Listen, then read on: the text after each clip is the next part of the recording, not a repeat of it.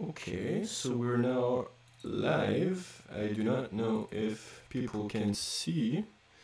Is this working? Where's the I'm link? checking the stream. I don't see it yet.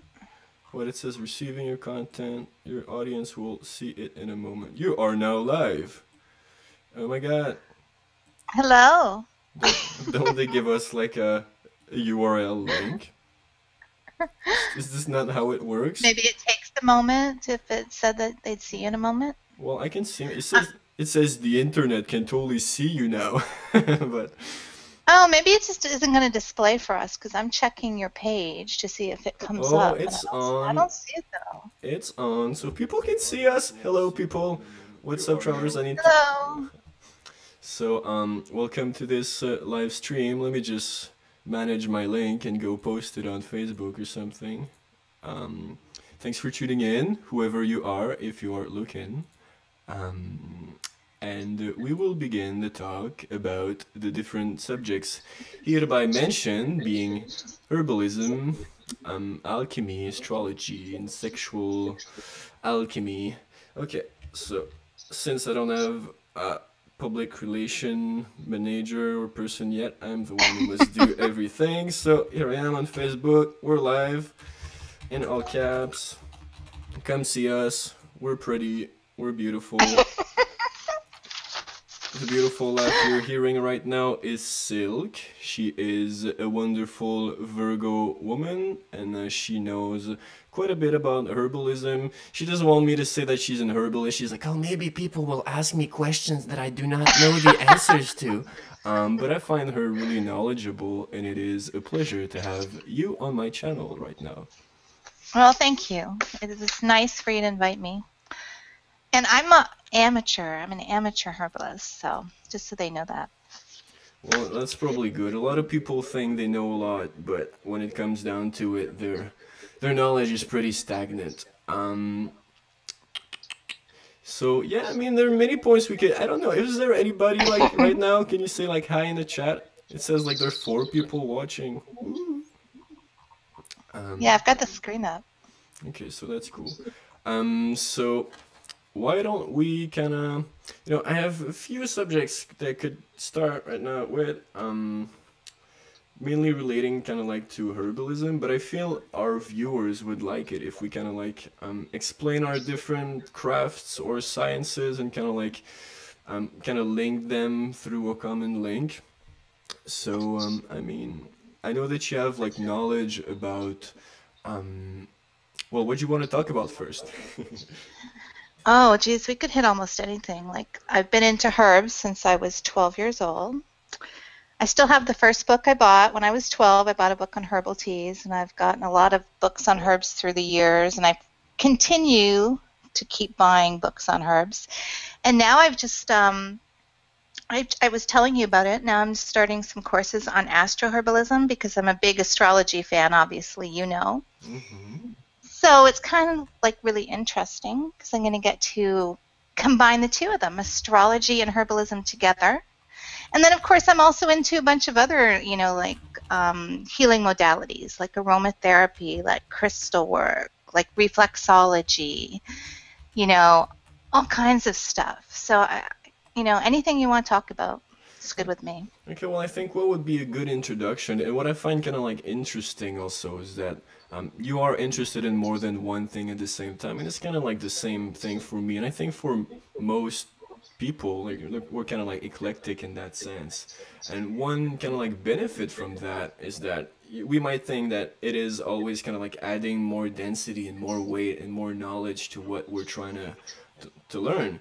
But really, if you know kind of like the astrological associations and you kind of know like the planetary vibrations, if you want, when you see that a certain plant is linked to a certain symbol, or you can kind of get information from that, and you can kind of like align yourself with these deeper realities. So it's not as much like complicating really the science, but it's complementing different parts, and it kind of all comes together. And I think that's what a lot of the people here might be interested in. I'm gonna let you kind of like kick it with, I mean, You were talking about like you knew of some herbs that were not commonly known. Perhaps we could catch the attention of people like that at the beginning.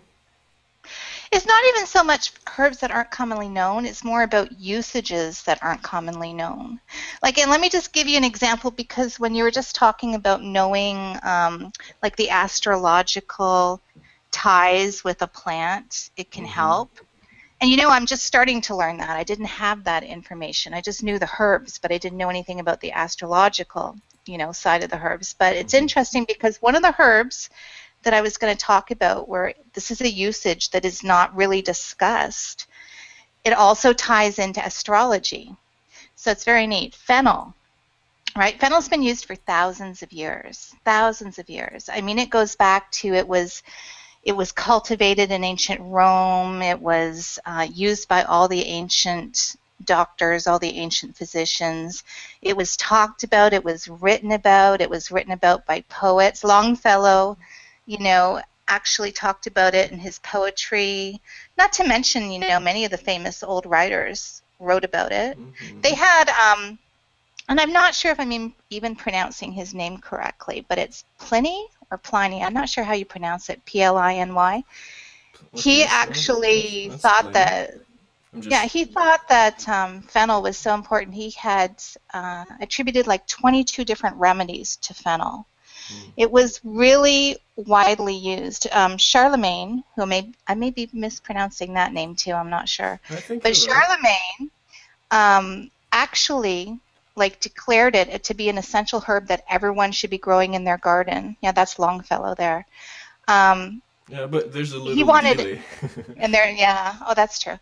And he wanted everyone to grow it in their garden because of the healing capacity for fennel. Well, nowadays, you know, when you talk about fennel seeds, you know, even when you're looking in like herbal reference books, etc., Mm. they don't usually talk about the one usage that I found out quite by accident, because years and years ago, when I was dealing with like a really significant eye problem Mm. and I was afraid of losing my vision, I had added it to a concoction that I made. And the reason why I added it at the time was because I read that it was good for removing poisons from the blood, right? Okay.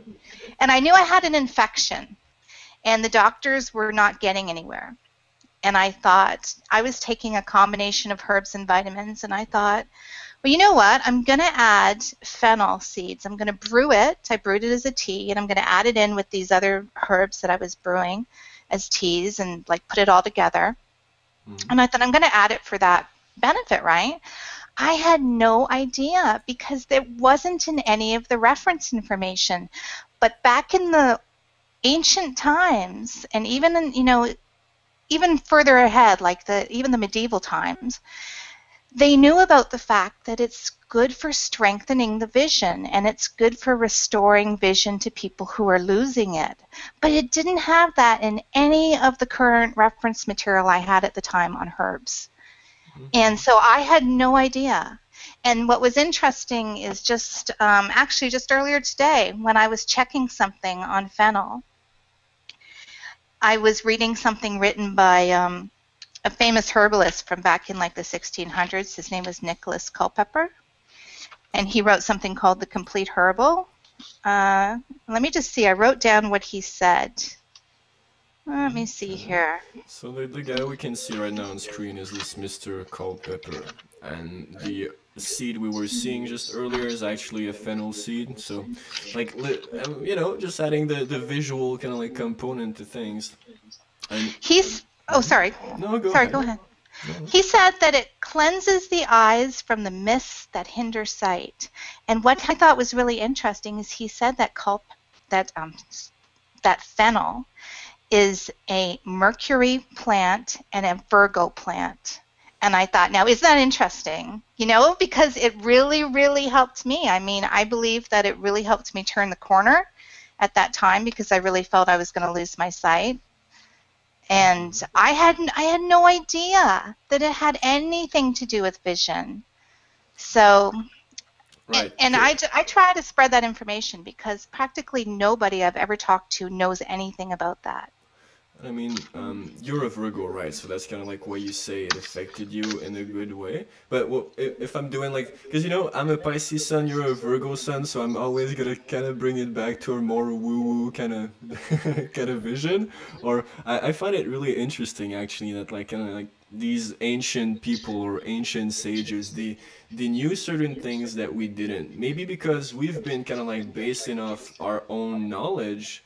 Um, of these people, but really as much as like you're trying to always get the information from someone else from an older kind of like perspective, it's always Hmm. going down through filters when you're doing so. So I think there's like a certain aspect that we lost, kind of like we lost touch with what the plant, the seeds and the roots they have to tell us ourselves, you know. And I feel that's also something that's really interesting and kind of like important with astrology. It kind of links up like it makes us connect on an energetic level when we're trying to see why a Right. plant is linked to this or that. It makes us connect on an energetic level to it, and we can kind of see another reality to it, or we can do the same thing really that they were doing back then, because they weren't so stuck up in their meaning, you know. We're talking to the stars, they were talking to the plants, and they were getting like interesting information like that. And one thing also that I want to say is that you said it was a mercurial and a Virgo plant or seed, was it? Anyhow, I find it interesting because often, you know, if we're linking kind of like the spiritual meaning of things to the actual physical reality, and we're dealing with Mercury, so it's things of the mind. And when we're kind of like we have eye problems, perhaps sometimes our mind can give us filters, like I was just saying. You know, sometimes our mind, we can kind of like block ourselves from certain realities with our mind, and we kind of go blind in a certain sense, or our sight is damaged. So Yeah. for me, the fact that you know, we could make a link with this mind aspect and really with what we see. One last thing that I kind of got right there. You know, in French, there's an actual proverb that says that the more words you know, maybe it's not only in French, but the more words you know, the more things you see. So I I mean, thought you were going to say it in French for us. um, plus tu connais de mots, plus tu vois de choses. But that's kind of like my Québécois French. It's probably more poetic if it's like from France. But anyhow, you can go on. What was I just going to say? You know what? I just lost my train of thought. Oh, an interesting thing though is that same quote where he talked about it being a Mercury plant and a plant that you know, was related to Virgo.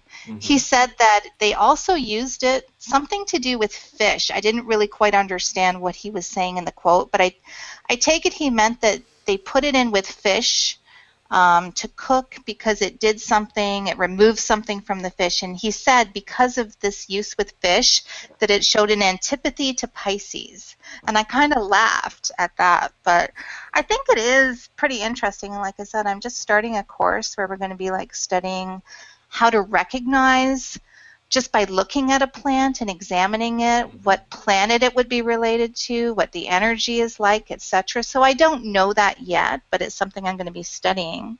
But it's Well, certainly, I mean, once mhm. you have that information, think about it, because there's so many herbs to use for remedies, you know, like even though that herb, and they all have a multitude of uses. You know what I mean? It's not just Hmm. one thing or two things. Most of them will cover all kinds of uses.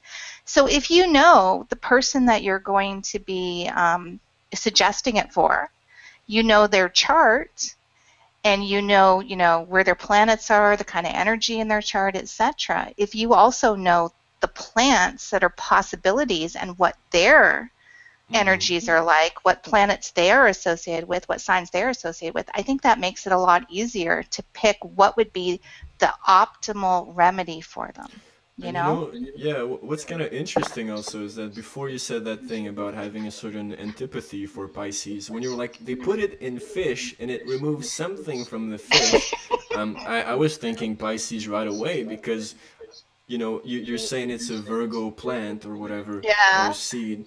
Um, so of course there's gonna be like this interaction with the opposite sign. Like there's always right. kind of like this balancing aspect. And I kind of want to bridge to something else by saying that is that I find it kind of like fascinating in how many like realms of reality um, it can be funneled down to, you know, as much as like you could say it's of the mind, it's Mercury, it's also linked to the opposite of like a fish. And kind of like a good example of, you were saying like just by looking at the plant, like you can kind of like infer as to what it does. I would like if we just spoke about golden seal root, which I'll put the image on right now, because when I was picking out like the images for the plants that you said you wanted to talk about, as I saw golden seal root, I was like, wow, this image is so flashy, you know, it's all gold. It really felt like the sun. It was almost too bright on my skin. I was like, and on my skin, that's a funny slip, on my screen, you know, I looked at it, I was like, oh, you can really see that this is kind of linked to the sun, you know, and it is. Can I note just a few more interesting things about fennel seed before we move on? Because I wrote down just a few things that I wanted to mention that I thought were really interesting. I'll transit to the image. Okay. Like I said, it was cultivated by the ancient Romans, but it was used everywhere in Europe. It was used by the ancient Greeks, etc., etc. But it was actually spread throughout Europe by the invading Roman armies. And it was, like I said, it was used to restore lost vision or to strengthen vision. It had other uses as well, but that was like what it was famous for back in that time. And they used to actually say that snakes would rub up against the plant to sharpen their sight. This is one of the things they used to say back then. And they also used to put it, this was interesting, in medieval villages, they used to hang it with St. John's wort above their doorways during Midsummer's Eve to protect homes from witchcraft and from evil. It's also supposed to be good for repelling fleas, which is really interesting. They say that if you powder it and you sprinkle it around like kennels or in stables, it helps to repel fleas. And that was the most, and also the ancient Greeks believed that it was really good if if someone needed to lose weight. They actually had a different name for it. It was, I don't know how they pronounced it, but the way it's spelled is like marathon. And apparently they were very, very convinced that it would help someone to lose weight if they took this. And I have another quote. This one is from Pliny, the Roman writer and philosopher, the ancient one. I'm going to put this little picture there. And tell me what you think this is about, because as soon as I read this quote, it made me think of something in particular, and I want to see what it makes you think of.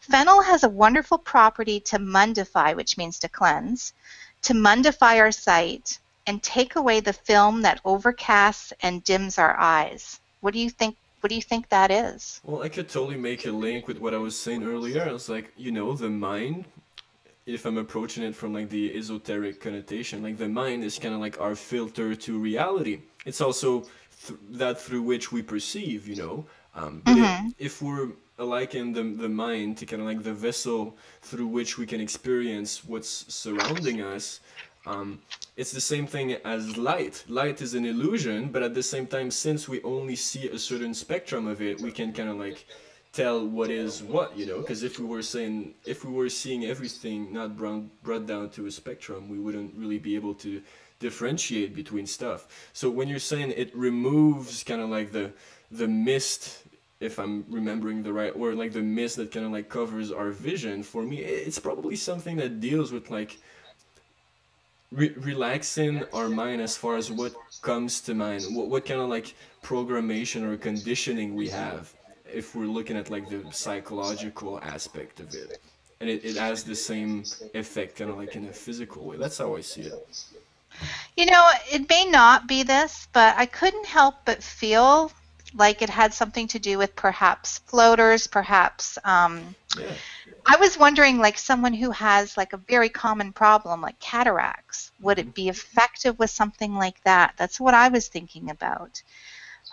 It's also, you know what else it's really famous for, and they still use it to this day, back from the ancient times onward, is they use it for women who are nursing, because if you boil the leaves in barley water, or not the leaves, I'm sorry, the seeds. If you boil the seeds in barley water and then you drink that water, it will increase the flow of milk, and it's supposed to make the milk more wholesome for the baby.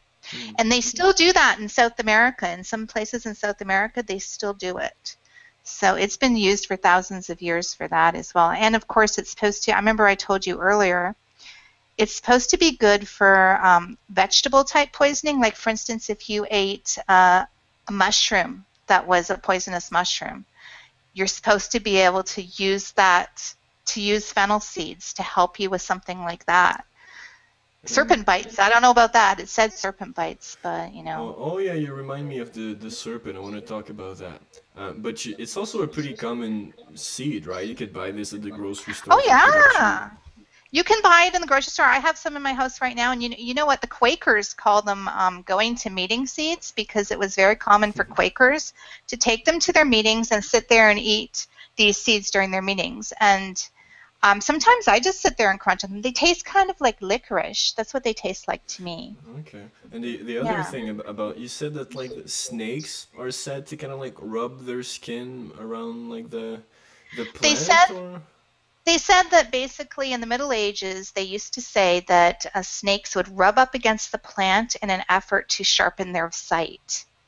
Okay, well that's really interesting, because if we're looking at it from like a Kundalini kind of like perspective, and we're linking it also to the mind and vision, when the snake reaches the highest point it can reach before going back down, it's reaching the vision, the third eye. So I feel like it definitely seems to be a plant or seed of vision, and it's kind of weird that we lost this this art. But you know, a lot of stuff also, even astrologically, it's just repeated. Like people read books and then they write their own books, but they haven't really experienced all that much with it. They haven't really meditated on what it is. Yeah.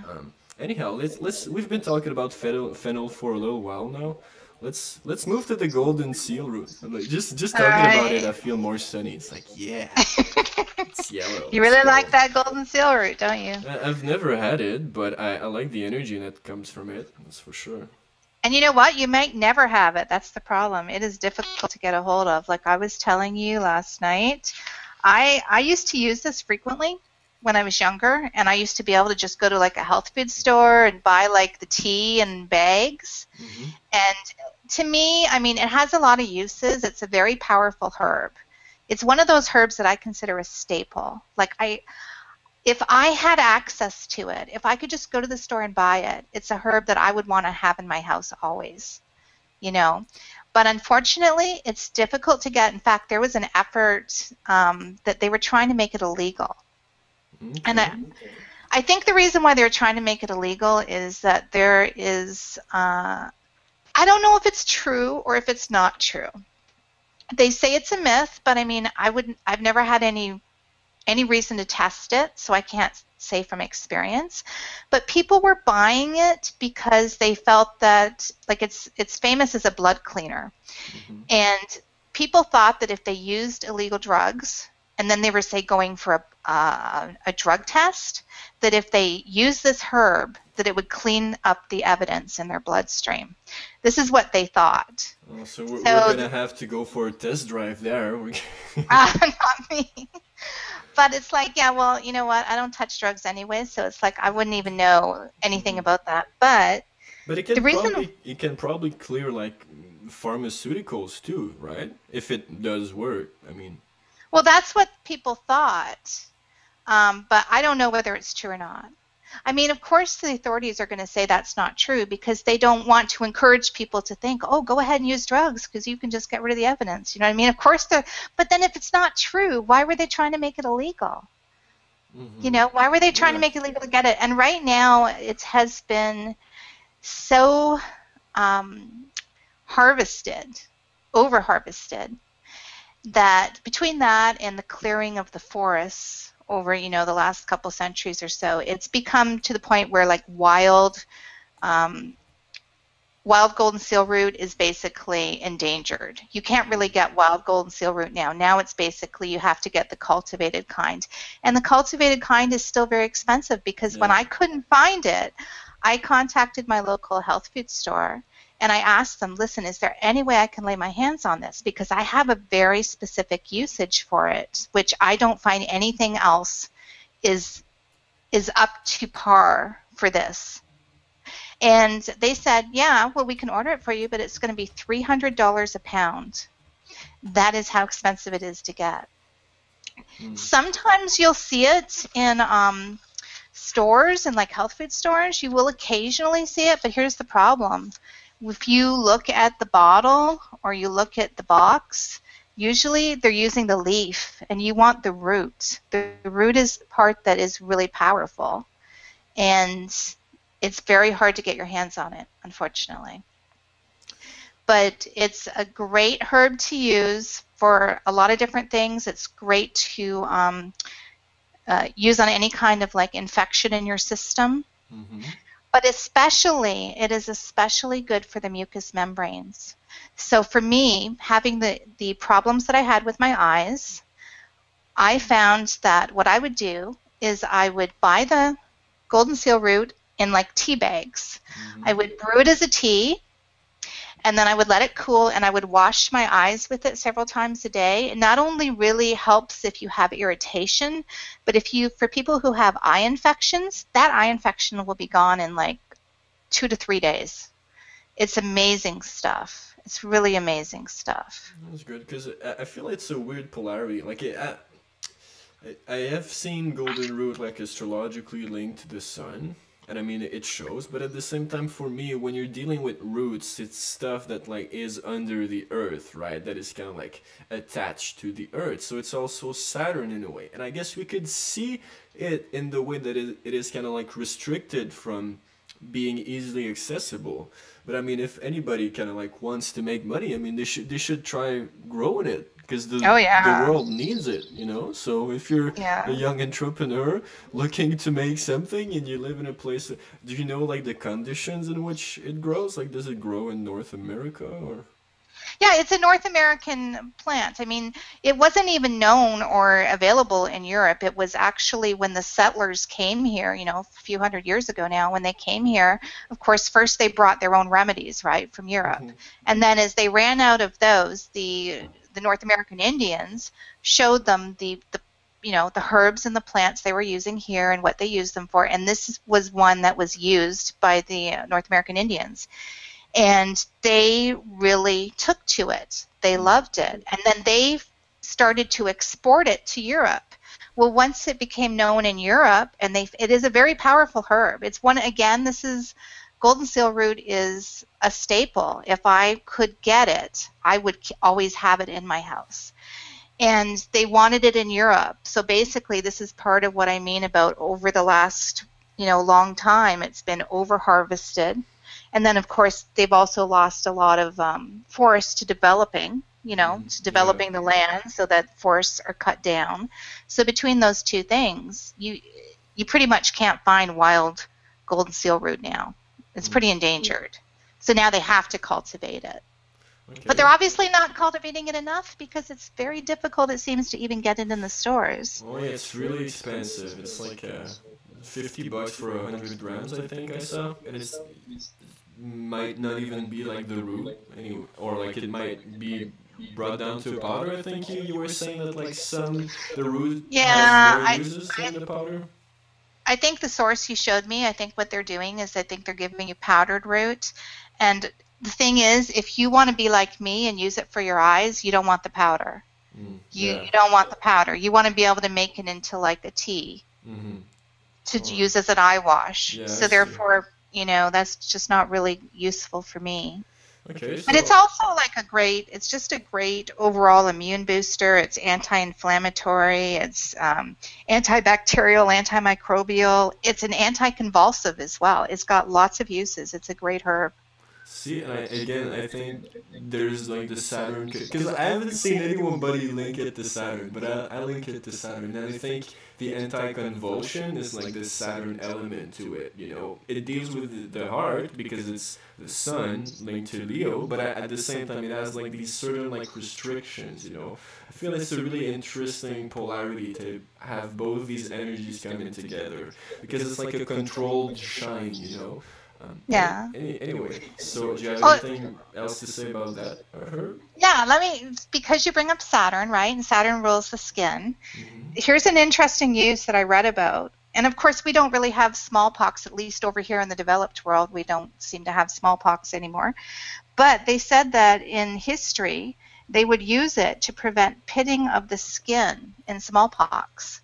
Now, that's interesting, right? And I was actually thinking to myself, I wonder if it would prevent the pitting from chicken pox. Because if you've ever had chicken pox, you end up with these little pock marks in your skin.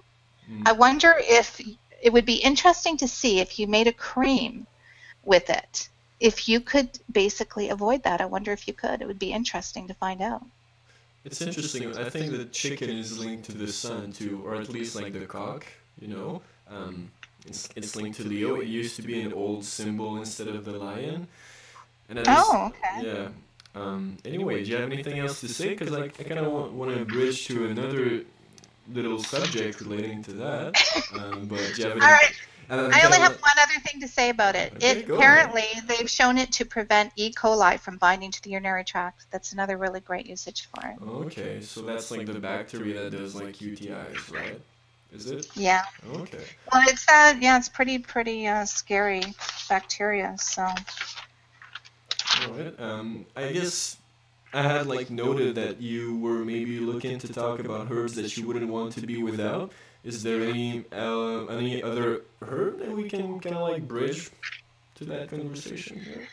As far as staples, I always make sure I have echinacea in the house, always. I don't let my supply of that run out. Again, it's another powerful herb. It was used by the North American Indians. It's an immune stimulant.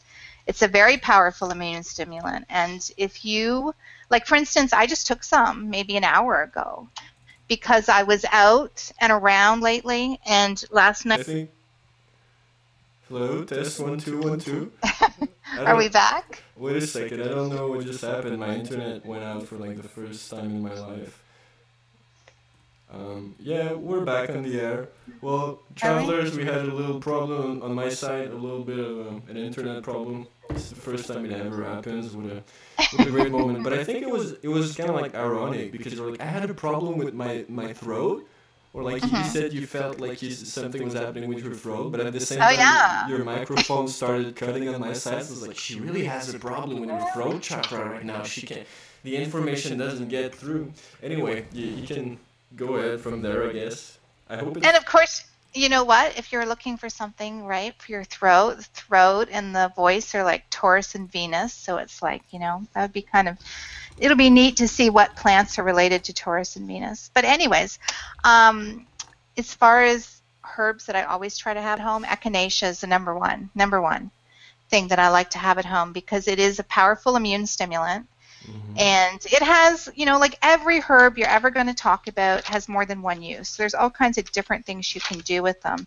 But for me, if I know I'm going to be, like, for instance, going to visit someone in a hospital, or going to visit someone who's maybe they're in contact with people every day who are sick. Maybe they're working in like a call center or a big school where, you know, there's always going to be someone who's sick.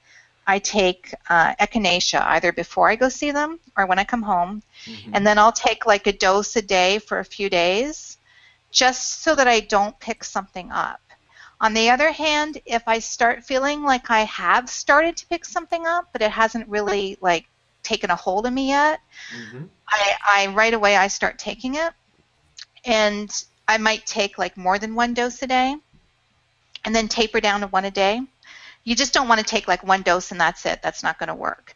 But if you do that, you can usually stop it from being able to take hold and just like pass by, you know, sail through it. If you don't and you wait, then you won't necessarily be able to escape it taking hold. But if nothing else, like say that you already have contracted something and you haven't taken it in an early stage, if you start taking it even midway through, if nothing else, what it will do is it will make the course of the virus or whatever it is faster, and it will also bring the symptoms down to a lower level, so it won't be as bad. So it's a great one to take, and what I usually do is I take it with other things. Like I'll take echinacea, I'll take organic garlic, and I'll take vitamin C. Those are the three top ones I usually use if I'm like feeling sick. And I also, I don't know if Nathan is watching, but I buy my colloidal silver from him. It's not a herb, but I do use colloidal silver lots of times too when I'm dealing with any kind of an infection, especially if it's like a topical infection or a burn or a cut or anything like that. Irritation of the skin, it's really good for that. So that's another thing that I always have in the house. In fact, I had surgery in late September, and before I went in for surgery, I went and I bought like 3 different kinds of colloidal silver from Nathan so that I would have it, because you know how they talk about when you go to the hospital nowadays, you could get like MRSA and all these, problems, because it's easy to contract an infection in the hospital. Even my doctor said that to me. Yeah, of course. And so I went and made sure I had that ahead of time so that if something happened, I had something to take, because I can't tolerate antibiotics at all. So I want to talk a bit about like alternatives to modern medicine, kind of like to antibiotics in a little while. But I guess one thing I could add to colloidal. silver is that and you said it deals with mainly like infections that we have, and I feel like copper does this to an extent. Like having like your water in a copper vessel kind of like adds copper to the water, and it kind of does the same thing. And gold also probably. But one thing about silver in itself, it's linked to the moon, and the moon is linked to the lymphatic system. Oh, neat. So there is kind of like this link there, Yeah. And I guess that's just my Pisces, You're saying all these like intelligent like Virgo things, and I'm like, oh, but the moon. Then Nathan makes colloidal gold too. He also makes colloidal gold, and I had just joined his group last night where he talks about how to make it, because you can make these things yourself or you can choose to buy them. But anyways, in his group they were talking about, someone was asking about making copper, I guess colloidal copper. I didn't really get to read the whole thread, but I noticed them talking about it. But sorry, go ahead. They're all kind of like interesting metals. If we're looking at them from an astrological perspective, copper is linked to Venus, the silver is linked to the moon, and gold obviously is linked to the sun. Yeah, I mean, you're not gonna take like a drink with lead in it, that's Saturn. Yeah, someone is asking for links to Nathan's group. It'd be cool to have that in the chat. I don't know if he's listening, but yeah, someone, maybe you should try to link. Oh, now I see the chat. I didn't see the chat before. Well, hello, Let me just chat. take a quick peek here. Yeah, Nicholas Culpepper used the 1600s. Yeah. Yeah. So. Neat. You know what, Nora? I don't have the links right here, but what I can do afterwards is come back and post them on the thread here after. Okay? Or if Nathan's here, he can post them, because he said he was going to try and tune in. Maybe he didn't make it. Oh, But I got the group. I got it. Oh, did you? Okay. Yeah, he's right in the Niagara region, but he also ships too. He also ships his product. He makes, and what's really nice is you can talk to him about whatever the problem is that you have, and he can actually customize for you, because he runs his own little lab where he makes this stuff. So he'll like customize the strength and everything else for the problem that you need it for. So it's very, very handy, because before that, the only colloidal silver I had was I would go to the health food store and I'd be spending like a fortune on these tiny little bottles of it. And, you didn't get a lot of choice as far as what strength and what different, you didn't have a whole bunch of different varieties. And with him, you can buy different types. So it's quite convenient. And I mean, so I like it. If you're doing your own, and I mean, it's pretty good to encourage your friend at the same time, because you get I guess it's cheaper, as you said, than the retail price. Plus, I feel like he said, like in his group, a lot of people, he shares his secrets. He's not a good merchant or merchant.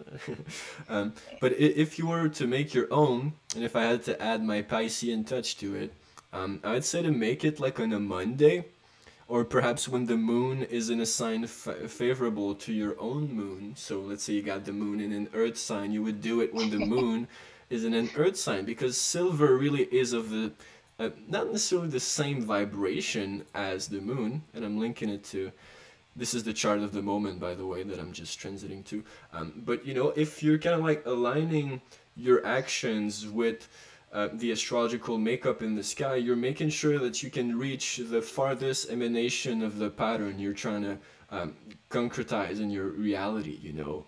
Right. And this is kind of like what they do in ritual magic and ceremonial magic, at least. You know, if they want to call into the spirit of Venus, they'll wear some pink robe in the pink room, you know, on a Friday while Libra is at the ascendant, and they'll burn like a rose incense, you know, because roses are linked to Venus, and then they'll drink something sweet, and they'll call on the names that are linked to the deities of the Venus vibration. But you can do the same thing with any of like the infusions or herbs or metals that we're kind of talking about right now. If you kind of like align yourself, and even if it's just placebo, you're going all the way, you know. You're not only intaking the physical goddamn, this fight. You're not only intaking like the physical effects of what you're using, but you're also inputting your own spiritual will in it. And I feel this is what it is to be a healer. They say that you have to feel love to heal, but it's also imposing your will through love, you know. So if you really make it a ritual, then you're not only gonna get the physical effects from it, but you're gonna get the spiritual. And when you get both at the same time, one complement the other, you know. So I would say that silver on a Monday when the moon is full, outside when the wolves are howling. Or, you know, that's kind of what I had to say, because I have to say stuff too, right? You just Yes, I want you to talk more. Yes, don't let me talk much. No, it's cool. You're a Virgo. You do that well. You know what that we haven't really touched on yet, though, too, is medical astrology. Like, as you know, I just started taking. You're smiling. I just started taking these courses on medical astrology, and it's so interesting because it opens up a whole new perspective on things for you. You know what I mean?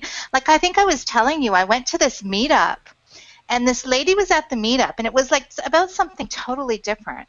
But we're sitting there, and she's sitting across the table, and her voice was very like, you could tell it was very strained. And she so told the group, yeah, I'm going in for surgery. It's something wrong with my vocal cords. And for the rest of the time I was in that meetup, I kept looking at her and thinking, what's going on with her Venus? Because, right, Venus is like, you know, your throat, your vocal cords, your voice, whatever. And I kept thinking, what's going on with her Venus? I wish I could see her chart. I'm so curious what's happening to her Venus. So it just kind of opens up a whole new world, you know, doing stuff like that. And at the same time, when you're kind of like getting that she has a certain imbalance relating to her Venus, but Venus is also linked to the kidneys. So as much as like her vocal cords, or it wasn't you, right? But as much as like someone's a certain area could be affected, when you know the planet that's kind of linked to it, you could get other symptoms that she has in her body, and you could kind of link them with one another. So you can see, you know, as much as like one part, we could be focusing on one part. When you're mixing like the astrology with it, you're kind of like you're getting access to different things that might be affected at the same time, you know, because it's, I don't know if that's clear. That's my but it is. And the reason why, and are you still talking? No. Okay. It's kind of funny because on the screen it's got a delay and you're still talking on my screen. But anyways, one of the reasons why I got interested in doing medical astrology, and you know the story, but I'll just tell it, is that I was supposed to be dying back in like the early 1990s. And, well, they didn't tell me at that time I was dying. I was told later I was dying of something else. But this first situation I had, I was terribly, terribly ill. It was when I had the problem with my eyes that I talked about from this virus I had. And they basically knew I had a virus because the blood test showed I had a virus, but they didn't know what the virus was. And it was very different than anything they'd seen before. And they didn't understand what was going on with it. And I got sicker and sicker and sicker. It was just getting worse and worse. And I had uncontrollable pain, and I had visual disturbances like crazy, and light aversion, and just stuff that they weren't used to seeing, and they didn't know what to do with me. And after a long period of time had gone by, and I kept getting worse and worse. I had terrible like pressure in my head too, which they didn't understand what was causing it. And finally, out of desperation, because they couldn't even control the pain, let alone figure out what was going on with me, my mom took me to an astrologer that she had gone to many years before, who used to have a radio program. And she called her up and she said, like, we're desperate. Can we please come see you? Because we don't know what to do. And I was at the point where I knew that I was going to be dead by Christmas. I just knew it. Like, I was so sick. And we went to see her. And that lady told me what the problem was. She told me, you have an infection behind your eyes. It's almost to the brain. And she even told me, like, I think she was also psychic too. She told me what doctor to go see who would make the diagnosis. And on top of that, it's like he wasn't even a specialist. He was a little family doctor working in a little town nearby. But apparently he was someone who had gone for extra training in the area where the problem was, that none of the other doctors knew enough to look for. So it's like, I kind of felt like I would love to be able to do that with someone else, someone who's in a situation where they don't know where to turn, the doctors can't figure out the problem, it's a really, it's a hard case. And so I'm really looking forward to being able to, learn medical astrology to be able to do that and help other people. Because I think it's pretty fascinating when you read some of the case studies. It's amazing what they can see in the chart that the doctors, missed or didn't even think to look for. You know what I mean? Yeah, and it's really fascinating. Like when I get to know that someone has some weird kind of like disease or illness, and I have their chart, I just go and look and try to get information as to why or what I could link it up to. And even my grandmother, who had kind of like a strong multiple sclerosis when she was younger. Now she's better. Actually, like they told her like she wouldn't walk 3 months later when she was like 18 or something. Now she's 70 something and she walks. Like she's still walking. But anyway, like I was kind of looking to see what the correlation astrologically was, and what I kind of gathered online, it was saying like someone who has like a strong Mars, and she has a strong Mars, she's got Mars in the first and it's doing a bunch of squares and oppositions, a strong Mars afflicted by Neptune, and she had exactly that. And if you know astrology, it's like it's not everybody that has like a really strong Mars afflicted by Neptune, and her Mars is in Pisces, the sign co-ruled by Neptune. So that was something. And then my other friend, he's allergic to the sun, and he's an Aquarius, and I find this kind of funny in a way, because Aquarius is the sign opposite to the sun. So I was like, oh, you can't stand the sun, right? But it's all these weird peculiarities that play out in such intricate ways, and I would love to be able to be like, oh, and not only be able to kind of like give a diagnosis as to why, because I feel it's easy to see something when it's like, oh, okay, well, you got a headache because your Mercury is square your moon, so you're always feeling something contradictory to like your mind, but knowing how to kind of like solve that. And I think it could be done also through kind of like the midpoints, because if you got something, let's say in Leo opposite something in Aquarius, well, the midpoint on the chart, let's say this is Leo here, which I'm showing with my mouse. This is Leo, this is Aquarius. Well, if you want to kind of like heal this polarity that's either too fiery or too airy, well, you would go to Scorpio or Taurus. So things of the Scorpio realm and things of the Taurus realm, they could kind of bring a balance to that, And I think just by doing the mathematics of it, you could get to know which point in the chart to look at so that you could balance it. That's what I find interesting about astrology also, at first it might be something like you're like, oh, I feel it, I am my sun sign, and you're like, this is so true, like, and then you're doing all your friends and you're feeling that it's true. But there is also like the mathematical aspect of it, just let's say with my oh yes. Do you want to talk? Do you want to say something? No, keep going. I'll tell you at the end. I just thought of something. Okay, so just for example, like with my family, we got like a, let's say I got Mars in Leo at 13 degrees. Well, my grandfather has his son at 13 degrees in Leo. My aunt has her Mars too at 13 degrees in Leo. And you know, this is like an aspect, like it doesn't happen every day, you know. Mars moves, it takes 2 years for Mars to do the complete cycle. So it only stays at a degree for so long.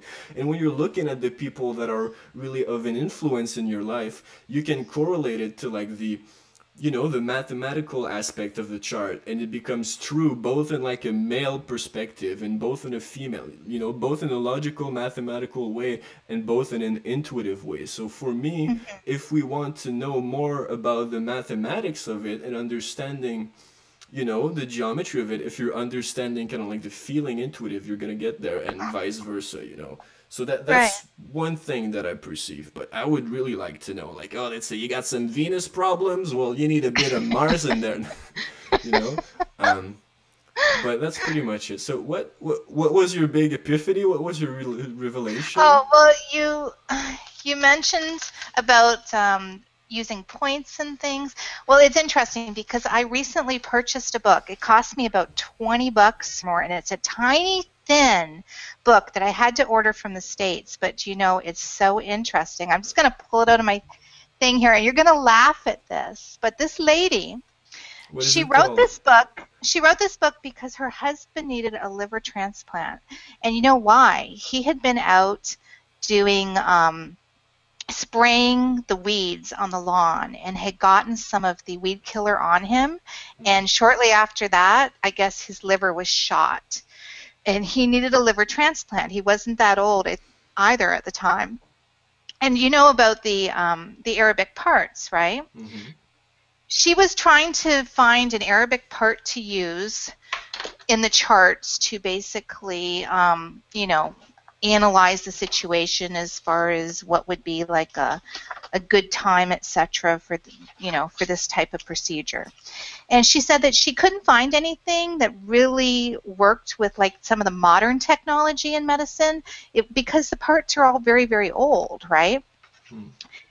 So she went about analyzing things, and she came up with formulas for things. And then she just went a little bit like crazy with some of these formulas. So I was laughing at this book because it's very interesting. But she has, for instance, she has a part of a penis. I'm not kidding. She has a part of penis that she used when she used that in analyzing the Bill Clinton Monica What is it? Lewinsky What is it? case. I want to calculate the part of penis of the chart that's on the screen right now. Well, she's got that. I'm not telling you, but she's got a part of penis. She's got a part of Death by Pine Tree, which is one she created to analyze the death of Sonny Bono. Remember, he ran into a pine tree when he was Okay. skiing? Okay. Yeah. So she created all these different parts in this book. And she explains the charts, how she analyzed them, how things happened. But what's really interesting is that she also uses it for events, like parts of hurricanes, parts of floods. And so, for instance, you know, she would ask herself, okay, in this situation, she was explaining, I think, that there was a situation where she learned their house might have been Is it cutting again? of flood or whatever in the chart to determine the answer. But I think you just cut there. We missed your last two sentences. what was the last thing you heard? The flood. Yeah, there was a situation where they were living where there was a possibility they were going to be flooded, and they Okay. wanted to know whether or not that was going to happen in order to determine what they were going to do. So she used her part of flood to determine the answer. But That's really cool. she explains in this book basically how to make your own parts to answer your questions. So I just thought that was really interesting. I bought this for my medical astrology. Hmm. I haven't read it all yet, but I'm very interested in using that. That's really interesting because I was like, oh, but I want to create my parts too. Like I feel, you know, especially with my Jupiter in the fifth, it's like I create higher knowledge out of my sense of self. Um, but it'd be interesting. I like when people come up with things with that because how would you think the old astrologers did it? of course it was like kind of a case study, but it's Hmm. sometimes it was a feeling. They had this, it's like that with any scientific revelation, you know. There's kind of like Right. this hypothesis, and then they test it. But it's kind of like the same thing with astrology. You could try to, once you are aligned with the vibrations, you know what's true, what's not, so you try to do it, and then you analyze certain case, you know, you do a case study, and you kind of get to. That's really interesting. Yeah, yeah. So I'm really, really interested in studying these courses, and now that I'm also going to be studying astroherbalism, to be honest, I think that's going to just completely blow it open and bring it completely home, so to speak. Because not only, and I'm going to be studying like Vedic remedies and things as well, which I think Mm-hmm. is going to be very interesting. Because you know what? Like, of what is the sense of only telling someone, yes, I see you have this problem and you have this problem and you have this problem, if you can't also offer some kind of constructive Mm-hmm. suggestions about, well, maybe if we do this, maybe if you try this, let's see if we can bring a more positive result. You know what I mean? Like, I really like the idea of using astrology to also determine some possible remedies for Mm-hmm. situations and for illnesses. So I'm very interested in that. And what's really interesting also with the Ayurvedic kind of like sciences is that it is linked to astrology because they use the elements also, but you could kind of just see like the elemental balance. Just looking at like the shape of the hands of someone. Like I had a lady do that to me. She was like, "Oh, you got air, fire, and water." I was like, "Okay." Um, um, and you know just analyzing kind of like the components of the person, and if they're missing, let's say, fire, you could give Right. them garlic because it's of the fire element. But at the same time, I think garlic has like anti-inflammatory principles, like Hmm. effects. So perhaps my science isn't that right. Perhaps sometimes you need fire if you got too much fire. I don't know. I'm going into Indian territory there, so I'm not fully versed in their science, but I definitely think they got a lot down that us It's Westerners interesting. It's don't. it's interesting stuff. I actually recently bought a book by an astrologer that is on my Facebook page, and they put out, I believe it's a team, two astrologers actually work on some of the astro remedies, and they're Vedic astrologers. And Mhm. it's interesting. I haven't had a chance to read it all through yet, but I was looking at it and thinking it's interesting. You said you wanted to talk about the Ayurveda, kind of like a certain Ayurvedic recipe or something.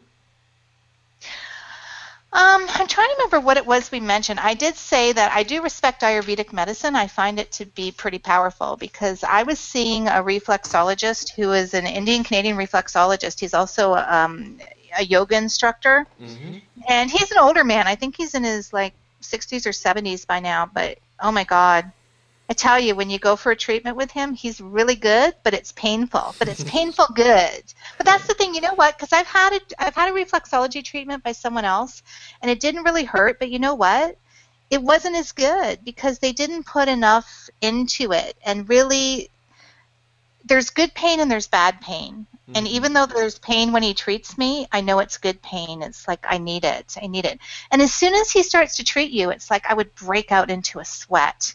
And then he would tell me, and this is going to happen when you get home, and it would happen. And he was giving me Ayurvedic medicine, and I remember this one pill he gave me for sinus problems because I used to have like terrible sinus problems. He gave me this pill. It was Ayurvedic, and I took one. You know, usually you take like a pill or something, and you don't even feel anything for the longest time. It might be days before you notice a difference, right? I took this pill and instantly I felt like there was like an impact in my third eye area in my forehead. And I thought, what the hell was that? But it's like I felt it and I thought, oh my God. And so every time he would give me like an Ayurvedic remedy, I would notice like it just seems more powerful than a lot of the other stuff that I've tried. So I do find Ayurvedic medicine to be very interesting. Okay, so we just hit the 1 hour mark.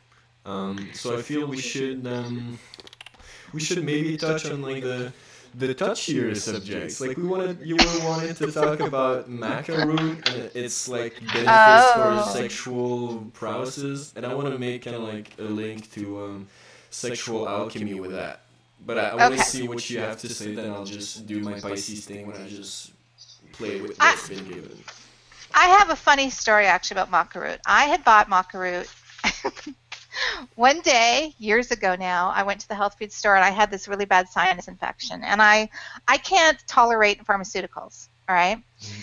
And so I usually go to the health food store, and if it's something that I offhand don't know what I want to use, I'll just get their feedback. Do you know something in the store that you've gotten good feedback for this problem? Mm-hmm. And that day in the store, there was a gentleman who was representing one of these companies that sells maca root remedies. Okay. And I'd never heard of it. And he was like, well, here, it's an adaptogen, which basically means it's an adaptogenic herb. It's a herb that basically will try to support your body in balancing anything that needs to be balanced, right? Like anything in the body that's out of balance, it basically is supposed to work on, right? Well, he gave me this tiny little sample, like a liquid sample, and as soon as I swallowed it again, it was like I felt something immediately in my head. And I thought, oh my God. And he's like, yeah, you take that? And I said, well, I don't know if it'd be good for my sinuses. He said, it will help you with anything. So I bought it. I paid a good buck for it. I took it home. But I'm the type of person that I always do my research before I take anything. So when I came home, I looked up maca root on the web, and they were talking about how maca root was used by the ancient Incans as they would give it to men before battle, because apparently what it does is it drives up the what do you want to call it? The Martian energy, yeah, I guess. Say, you know what I mean? Mars. it makes them more aggressive, more vigorous for fighting. Fuck shit up. Yeah. But it also, apparently, they also had to keep them away from women when they were using it, because they said they would have the urge to rape and pillage, basically, because it drives the libido through the roof. Okay, so picture me. I'm at home that day. I think this is a funny story. I'm at home that day, and I'm thinking, oh my God, so you mean to tell me I'm single right now, and if I take this remedy, my libido is going to go through the roof? I don't know about that. I don't think I want that on top of a sinus problem, so I wouldn't take it. I sat it in my cupboard, but I told my friend about this. So what do you think she did? She went out and bought it. And she started giving it to her boyfriend without telling her boyfriend about it. She put it in her boyfriend. She said it tasted like butterscotch, and she wanted to test it, so she wasn't going to tell him that he was taking anything. She would put it in his morning coffee. And she started telling me, oh my God, he wants sex all the time. He's even waking me up in the middle of the night. He just wants sex all the time. And she said, you know what? The one night he stopped and he said to me, I don't know what it is with me. I don't know why I'm like so sex crazy lately. And I said, it's because you...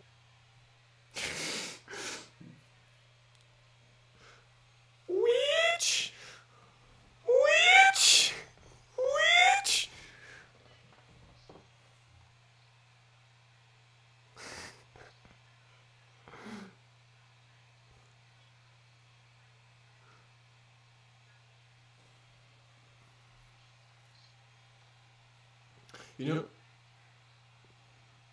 You know what's also funny?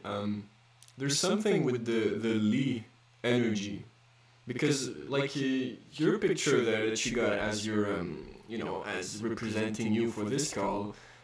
At first we thought it was Lilith, right? But then when I Google searched it, it was Limas, and then there's libido. So I think there's something with the Li energy that deals with like a certain like sexuality, you know? I don't know. It's just a...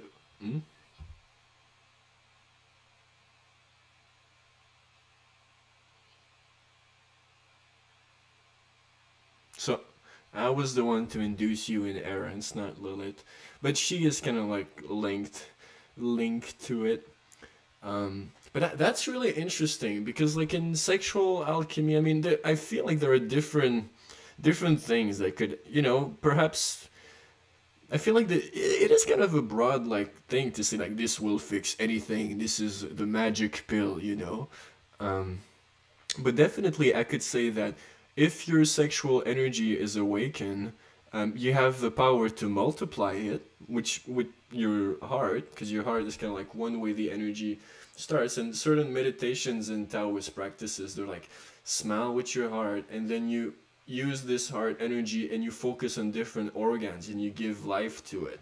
But in sexual Taoist alchemy, you use the sexual energy that you've got stored up in your navel, like in your lower dantian, if you want to say, um, and you kind of like bring it up your spine, and you could do marvelous things with it. You know, like certain like the council of like certain Chinese kings, they would be like, if you have sex, I'm gonna like imitate the Chinese accent. If you have sex like 10 times without coming, you become really strong. No more illness. You know, all these crazy things. So definitely, I think that if you awaken like the sexual energy, but it has to be controlled, because if you have too much sexual, like you can hurt yourself. You know, if you store it in your heart or in an organ that is filled, like a heart filled with blood, or if you fill it in your stomach and you have a bunch of food, it's not really good. But definitely, I think the key to that root is the fact that it awakens your sexual energy, and then it can go to whatever place you want it to go, you know. And then it heals you, because sexual energy really is, I know that for men it is said that we spend about 30% of all our energy creating sexual energy. So when men are always ejaculating, they're always using their glands to recreate these hormones. They're always kind of like, and you know, women it is said, like I told you the other day, that they lose energy when they're ovulating, when they're having their menstruation. But men, they often empty themselves. But women on the other side of the axis, as they have this potential to refine the energy, because men don't really they're not really able to kind of like refine the energy, turn it from what the Chinese would, the Taoists would say, from Qing to Qi to Shen. Qing being like the raw sexual energy, Qi being more of the heart, like the energy that you could use for anything. But when it gets to your crown area, it turns into Shen, like, you know. So women have the key to transmuting the energy, but they don't have this sexual energy in such a raw power themselves, you know. So that it is kind of like the secret of masculine and feminine energy merging together. But definitely macaroon, I want to try this shit, because I don't really want to do ecstasy, but it feels kind of cool. But then I'm single, so I might just stay at home all day in my basement and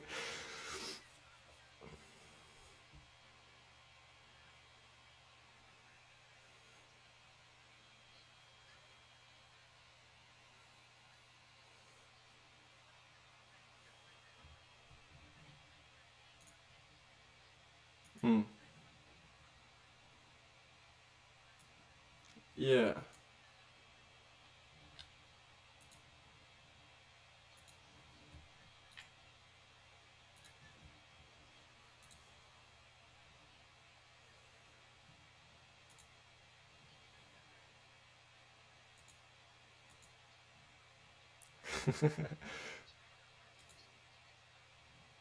But like sometimes it's not for the best, because I mean, especially if the guy doesn't know that his energy is not controlled in the same way as usual. If he's going at it, I mean, maybe it just boosts his energy too much and he just busts out a nut way too quickly, you know. Because I've practiced a lot of like this sexual alchemy thing, and if you're drinking like an energy drink or too much caffeine, you feel you it's easier for you to fuel up the power, but at one point you can't control it as easily, so you're just better doing it sober, or maybe with just green tea or something. So I don't know really what the effect of maca is, but from what I mean, yeah. So the image that I'm showing right now on screen is the maca plant, and it's a root at least, and it's got.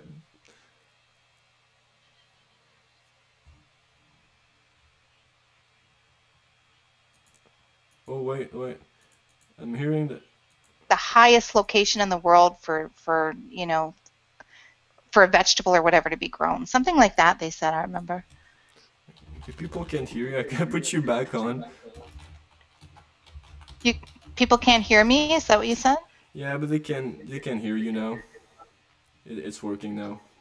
Okay. But I don't know why the thing just. I don't know why I did that. I don't know. Oh, there's my friend Roger. I told my friend Roger, Joan in '01 there, I told him the other day about, last night, about your idea about basically not ejaculating and just saving that sexual energy. But him and the other men in the group didn't seem that impressed. Were you guys, Roger? You didn't like that idea? Yeah, I'm well, embarrassing him now. it's because there is like you can't do it just like that. First of all, she disappeared after the witch comment. But really about like the sexual energy, it's more so that it becomes a kung fu because most men will think that like the ejaculation and the orgasm they're the same thing, but it lasts for it's like you're eating a strawberry. Instead of like chewing it, you just you're munching on it, then you're eating all the strawberries. But you could just eat the strawberry for longer and enjoy it for longer. Um, Yeah, Roger, eat the strawberry longer. Yeah, people can still hear you. I see you there. But it's dangerous if you want to just stop ejaculating like that because a lot of people on YouTube are like, "Oh, no fat, no fat," but you can actually enlarge your prostate so much with that because you're not circulating the energy. So you're condensing all this energy in your lower center, and oftentimes like they will still masturbate, so they create a lot of masculine energy, but they don't make the energy travel up their spine for it to be transmuted into a finer energy.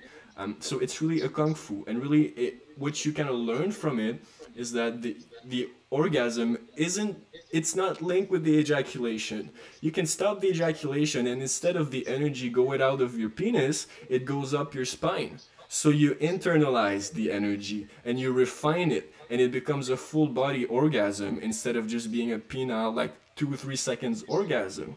Um, like as far as I'm concerned, like if I'm failing at my practice and it goes out of my penis, it's not it's like it's nothing now. It's just like I just failed, like it's boring, I wasn't able to rise up the energy to my higher center, because once you do that, you're kind of not exhausted, so you can go for many rounds, and you go up a certain plateau of excitement. And if you're doing that with a lady, you can still share some energy and for a longer period of time, because you're not, oftentimes like the lady will try to just absorb all the energy, like, oh, come in me kind of deal, like sucking it all up at one point. But if you're able to really refine the energy, move it up your higher center, up your back, up your sacred gate, or jade gate as they say in the Tao, which is the back of your skull, and then you move it to the front of your nose, and then through your tongue that you put on the tip of your mouth, it spills back down in the front channel, which is the feminine channel.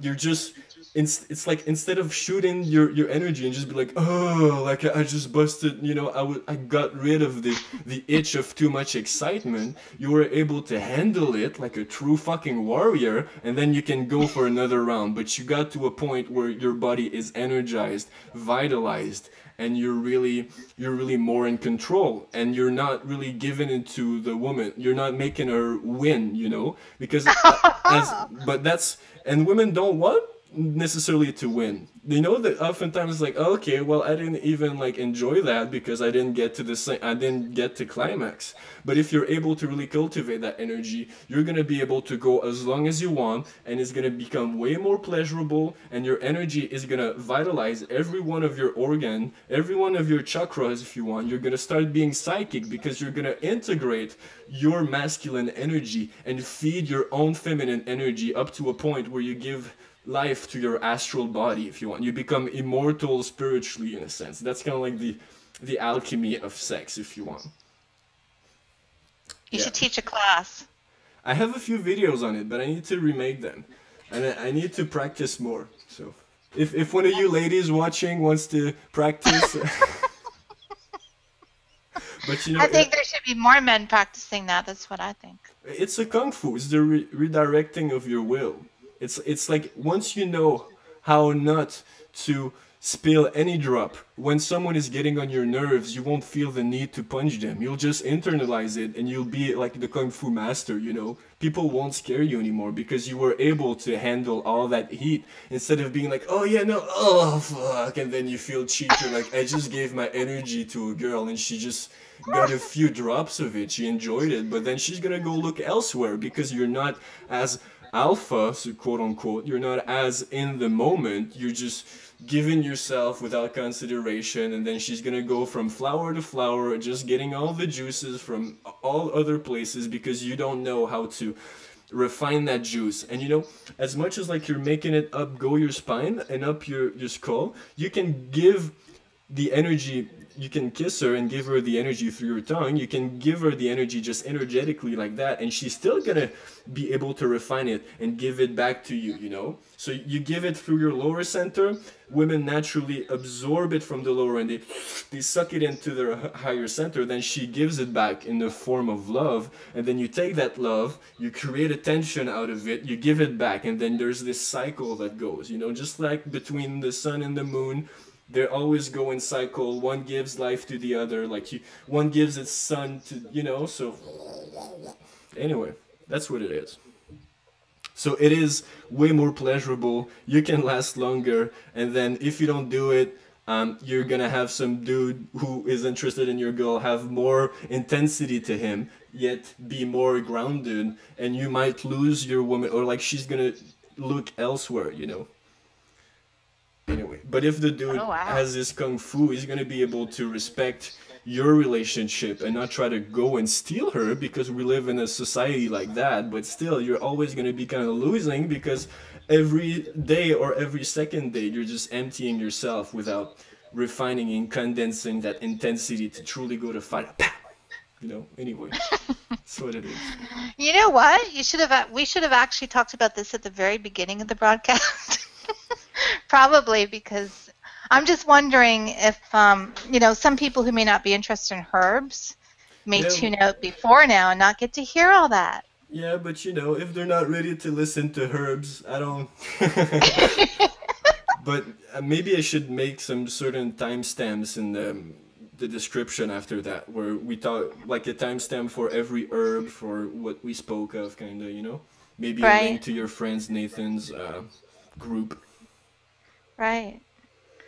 Yeah. I actually only met him through the colloidal silver stuff. I actually didn't know him on a personal basis, but he added, we added each other to our Facebook pages, and we talk now somewhat on our Facebook pages at least. Mm-hmm. So, but yeah, the sexual alchemy stuff is very interesting.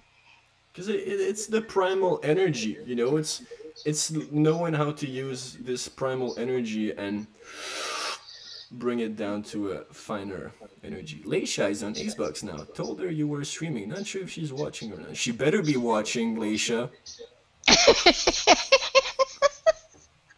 Oh my god, Leisha just got called out on YouTube. Oh my lord. I hope that you can hear me, Roger. Can you hear me? Oh, we can. I can. Yeah. I can see if they can't hear you. I don't know why it cut earlier. Yeah, I don't know, but at least it's, for the most part, I'm glad I was able to get back on when we got cut earlier. Mm-hmm. We didn't cover all the herbs, but I think it's good enough for now, because we can always talk about it at a different time when we talk about the other herbs, because we don't want to overdo them on herbs. Really? Well, I like herbs. Well, is anybody like in the chat? Well, there's a little delay, so it'll take some time. But is there anybody who would like us to approach a subject? Not that we're like the authority on it, but you know, it's just, it would be pleasant to interact with you guys. In the meanwhile, I mean, I still got a few, like, why do I have Alexander the Great in my pictures? Like, why? Oh, because we didn't talk about that herb. Licorice. Licorice. Oh, licorice. I love licorice. I love licorice too. I have always loved licorice, man. Stuff is so sweet. Like, I can't really have sugar all that much, so I just use licorice. It's like... And you know what? The sugar from licorice is actually safe for diabetics too. It's actually safe for diabetics. But the reason why I had he relates to licorice is because licorice, one of the benefits of licorice root, that the ancients used to use it for is it helps people to prevent thirst, okay? Okay. So basically, you know, he traveled around at that time conquering other nations, and he would have his armies with him, and sometimes they'd be in situations where maybe, you know, they didn't have ready access to water at all times. So he used to, before battle, he would distribute licorice root sticks to his armies, and it helped them to avoid thirst. But the other good thing about it too, and let me just find, because I've made a little note about this. Let's see. It would increase. It reminded me of the same thing with maca root and the Incans, and they apparently also with maca root they also supposedly only allowed the royal family and the warriors to have the maca root in the Incan civilization. That's what it said, anyways. But he also would give it to them before battle because it increased their vigor. It increased their vigor during the battle. So that's the other reason he gave it to them. But licorice root is, again, it's a really, really interesting herb. It's got different usages, but one thing that people need to be aware of with licorice root is that if you are taking it in large quantities, even if you're just eating like licorice candy, because there was a case in the news recently where some guy was presenting at an emergency ward with really high blood pressure, and they couldn't figure out why his blood pressure was so high. You know, they couldn't find any physical reason for it. It turned out this guy was every day eating a big bag of licorice. And that's the thing with licorice. If you're taking it in large quantities over a period of time, your blood pressure can get very high from it. It does affect the blood pressure. But basically, it's a herb that goes back. The usage goes back thousands of years. The ancient Egyptians loved licorice. They loved using licorice, and when they discovered King Tutankhamun's tomb, I can't say his name, King Tut's tomb, when they discovered his tomb, they found vast stores of licorice in his tomb.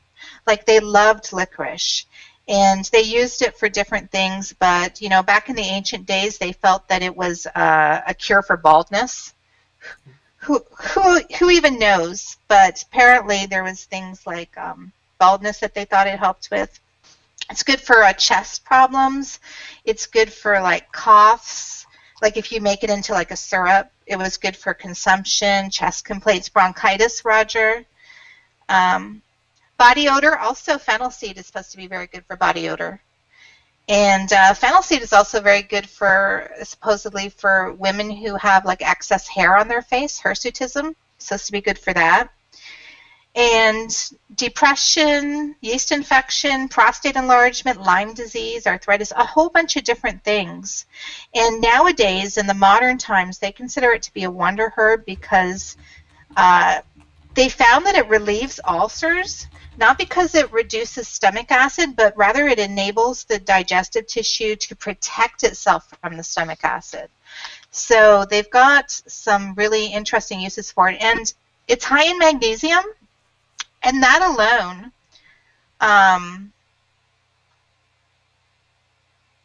what? Sorry, 1 second. Okay, I thought we couldn't hear you anymore. I was like, what?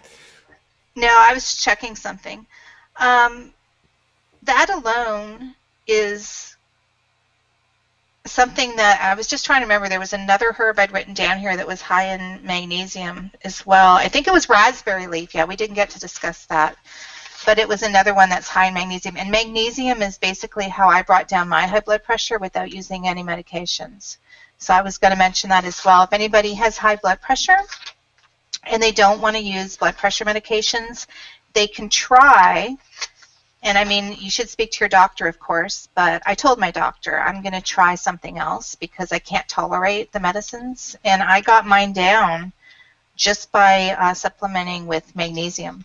So that is something that a lot of people don't know. A lot of doctors don't even know that. A lot of doctors only know how to sell antibiotics and painkillers and steroids. Yeah. Do you want to talk about this raspberry leaves? Because I love the pictures that I picked for it, and I want to... Let me see if there's anything else I'd written down I wanted to say about licorice before we go on here. 1 second. Let's see. Hmm. Oh, yes, this is really interesting. This is an interesting use. I didn't know this. Licorice, they put licorice in a lot of tobacco products like cigarettes, chewing tobacco, all kinds of different tobacco products because, see, they use it in a lot of products because of the flavor, right? It Hmm. helps to add a nice flavor to things. But they were saying that if someone is trying to stop smoking, it can be helpful to chew licorice gum because in a way it's going to kind of help you to satisfy some of that craving because you're used to the taste from your tobacco products and you can get that with the licorice gum. You can get some of that taste there. So I thought that was really interesting. I wrote that down to tell everybody. Nice, cool. Okay, red raspberry leaf. Red raspberry All leaf right. is Can you it's a just explain that little thing and I'll go fill up my pot of water because I want to make some licorice tea. um, explain what? What do you want me to explain? your raspberry. Yeah, I don't know. Just say what you were gonna say. Oh, okay. I'm All just right. going out for a minute or two. Okay, red raspberry leaf tea. It's commonly used by a lot of women because it's been, talked about for many years, and this has been going back for a long time in history, I think. But basically, it's really great for women especially who are pregnant. It helps with morning sickness. It helps to promote plentiful breast milk. It helps to reduce risk of bleeding after birth. It helps to tone the uterus, to prevent complications in childbirth. It helps to also ease the pains of labor. There's a lot of benefits from red raspberry leaves. However, people should be aware that if you are pregnant, you should be careful about using it at least during the first trimester because there is some concern that it can cause a miscarriage if you were using it a lot during the first trimester. However, it is a really good, it has so many benefits. Even after you've given birth, you can use it to help with nursing.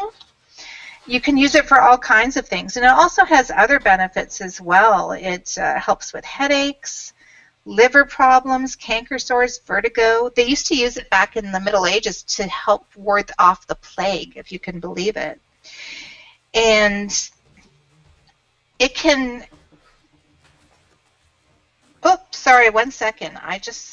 That one thing I said, no, that was milk thistle. Sorry, we didn't talk about milk thistle. The one about the plague was for milk thistle. The headaches, canker scores, that's milk thistle. Okay, so I ran my notes from one section to the other. But it's also good for, red raspberry leaf is also good if you use it with slippery elm, which is another herb. It's good for cleansing wounds and burns and scalds and promoting healing, like of the skin, if you have like a wound on the skin. It's just overall, it's good for fighting infections. It's anti-inflammatory. It's good for people with arthritis. And it's also supposed to be good for balancing the blood sugar and speeding up the metabolism. It's also really rich in B vitamins, so it's good for like relieving stress. And actually, all of the herbs that we talked about, most of them are really like rich in vitamins and minerals. Practically every single one we talked about. So, like they're healthy. They're healthy to take because, like for instance, those two I was talking about that were rich in magnesium. Magnesium is great. It's great for like fighting muscle cramps. Like I know my friend Roger here, who's in chat. He has problems with restless legs. Magnesium is great for anything to do with muscle cramping, high blood pressure, various other things as well. So pretty much every herb you ever consider taking, they have a multitude of uses and a multitude of things they can benefit. So you really can't go too wrong. And that's the thing I love about, using herbs rather than using drugs. Because how many drugs can you take and it's like, oh, this drug can benefit me 25 different ways. No, that's And not usually the case. Drugs are pretty toxic. and I don't know what the name of that tree is in English, but just like aspirin and acetaminophen, it's like a concentrate of like a certain tree's bark. So we're trying to like get the Willow bark, yeah. yeah, you know, we're trying to get really what the active ingredient in the plant or whatever natural thing it is. Like we're trying to condense that, and then we even synthesize it. But we kind of lose touch with the actual consciousness of the plant itself. Like it Yeah. knows, you know, it's living. It's like you, as I often say, you're eating a banana, it becomes a human. So that you transform this living thing into yourself. It's the same thing with herbs. They hold a certain consciousness. So when we try to synthesize them, they have all kinds of like adverse effects and stuff because maybe we think the active ingredient is only a certain part of it, but we haven't figured out because we're too narrow-minded that perhaps the thing we thought was inactive is actually that which balances the active ingredient. So it's, you know, it's good to kind of like, I'm not saying that extracting certain ingredients is always bad, but there definitely is a certain perfection to nature that we can't emulate. And I think that's one thing with herbs, you know, it's, you get the full package deal. We can't, humans often pretend like they can understand the whole of a plant and they know what to get and what not to get, but I feel it's the plant that kind of teaches us something. I was watching this video about like the tea ceremony thing, and the lady there was like explaining like the chi of like drinking tea and serving it, and she was like, I serve the tea, so the tea is my master. And I thought that was really neat. Like you know, you serve yourself the tea. You make an infusion out of the plant. So you're in the service mode. You know, you're activating the sixth house too. So you become kind of like the receiver of something. I think we have to take this into account if we truly want to reap all the benefits from our medicine. Right. Yeah, I hear you because I really, and what's funny is, you know, when you deal with doctors, I find it rather ironic that they can stand there and a lot of them will tell you, oh, that's like a waste of your time. That plant's not going to do, like that herb, whatever, is not going to do anything for you. But you know what? Like the drugs they're coming out with are made from plants. They're you know, synthesized from plants. I mean, I just find that so ridiculous that they don't think that the plants themselves have any value, any effect, and yet this is what you know, the drugs are coming from. This is where they're getting. It's just kind of silly, in my opinion. They're very disconnected. That's one thing I don't like about allopathic medicine. They're very disconnected from things. And that's the thing also with plants, though. You have to make it a habit of like using certain things, or like, you know, you said like when you were going in places where you felt you had a higher potential of catching on some disease or something. You know, it's not as quick as an effect, but you can kind of like include it in the long term and it becomes better. Anyway. Yeah. Yeah. I'm making this tea right now. I got licorice root, verbena, flowers, and a bit of green tea because I need some chi. So what do you want to talk about now, or do you want to bring it to a close? What do you want to do? It's been an hour and a half. Yeah, I want to go up to like 2 hours. Is that fine with you? Sure. Okay, so I guess I could initiate on some subjects there. Some of the things I wanted to talk about, and perhaps I don't have much information to bring as far as that, but this is part of like my philosophy with deities, and I was kind of like talking to you about that the other day. And I made a little video also where I tried to explain it, but I was really Piscean on that. You're so Pisces. You know, I feel that some deities are said to kind of teach us the knowledge of the plants, or like certain spirits also. So these are really kind of balls of energy, or like spheres of consciousness that have been condensed and fed with energy. So they have a certain consciousness of their own, or they become a certain record in the, so to speak, Akashic library.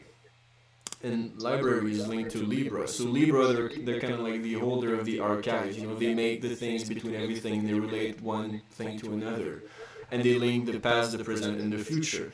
But one thing that I find interesting, and I feel we could benefit from it, and perhaps some of y'all ladies can kind of like teach me a bit about that in the chat, because a lot of times, especially people of like the Wicca tradition, the Wiccan tradition, they kind of deal with multiple deities and multiple spirits. Some of them are said to impart knowledge of the plants. Like one that I have in mind right here is Hecate, triple goddess of like the dark moon. So she's linked to the new moon. So it's really darker Saturnian plants that she deals with. But I would like to know like about more of these deities, you know. And one thing that I feel from it, and perhaps some of y'all won't really agree with me, but I feel like these are energies that have been kind of like, it's like as an alchemist kind of gives into a deity, he gets knowledge out of it, but he also adds, or she also adds some energy to this baggage. So everybody who goes at the same vibration frequency, if you want, or anybody who aligns their energy with this certain vibration that the spirit represents, they can kind of get a certain energy feedback from it. So I would be curious about these deities, because I've gotten knowledge from them before. But I guess what I'm trying to say with my debilitated Mercury in Pisces is that we as witches, so to speak, or we as alchemists, or however you want to label yourself in this lifetime, we have the power of adding onto these energies, because they're spiritual portals, if you want. So as you're kind of like being, okay, I know this, I've learned this through astrology, I know this from the herbs. When you're worshiping, when you're giving some of your energy, when you're allowing an entity to have your part of your experience, you're also adding on to that. So I feel like these deities are a good way for us to give knowledge to our future generations. And they're also a good way to get knowledge from our ancestors. You know, so like Hecate, I think, is a good example, because she's sometimes seen as the moon, she's sometimes seen as like a higher self, she's sometimes seen as a goddess, she's sometimes seen as a witch with certain bits of knowledge. So really, it's just an amalgam, an egregore of information, and when you're linking your consciousness to it, you're getting a certain feedback. So I would be really curious to know more deities that work with plants that teach such things, you know, because it would allow us to kind of like align ourselves with it. But the main point I'm trying to make, I guess, is that we can break the bounds of time by really aligning ourselves with these energies. So even if they burn books where we can't read what it is, we can still get the energy feedback that has been fed to these energies, because that goes through time. So there's always going to be this certain knowledge. Anyway, I'm kind of like rambling, but this is what I feel. Cheers, I'm drinking my tea now. That's all right. You're very Piscean. Well, you're very Virgoan. Yeah, I know. We're opposite polarities. It's kind of funny. Yeah, and our Mercuries are opposite too, so it's kind of cool. We can have this conversation right now and not be like, no, let me speak. No, it's, you know, but it is. But it is kind of like all one or the other. Like we can't really finish each other's sentences. Like, okay, go ahead. Okay, I'll go ahead. But we both have Venus and Mercury in the 8th house, which is neat. Shh! Don't tell them.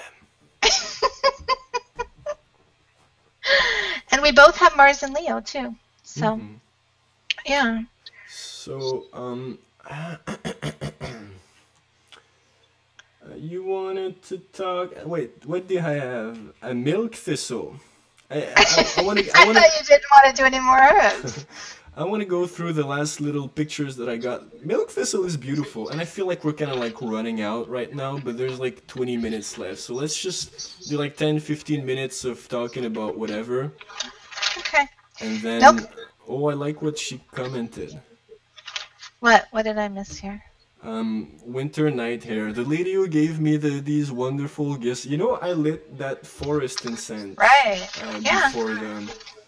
I remember. Before our talk here, so the energy is here.